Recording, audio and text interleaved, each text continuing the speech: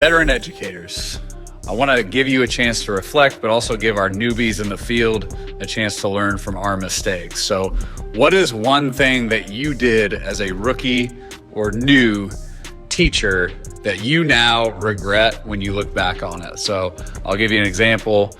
I was a high school English teacher for over 10 years. And one of the things that I used to do every year, and I did it with the best intentions at the time, was I would start out the year with sort of an introductory speech, a get to know you type of speech. I would do it different speeches for different grade levels, but for the freshmen, we always did a t-shirt speech where we'd buy them a t-shirt and they would write some things on it, or draw some things on it, symbols that represented them, their life's motto, some things like that to help us get to know them a little bit better. I always thought it was really great. However, every year I had a handful of students who just refused to do it.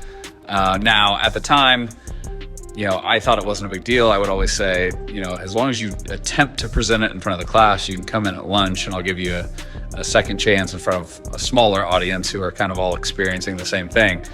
Well, again, there was always like 3 to 5 kids who would never take me up on that. And I didn't realize at the time that, public speaking is like a fear equivalent of that with death for some people.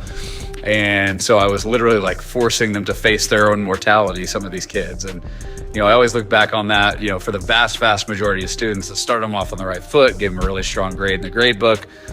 But for those 3, 4, 5 kids, they could never come back from it. So that's something I regret, that I wish I could go back and change. But anyway, I'm Eric Sinclair. Go visit edpd.us, look up some strategies and conferences that could help you out.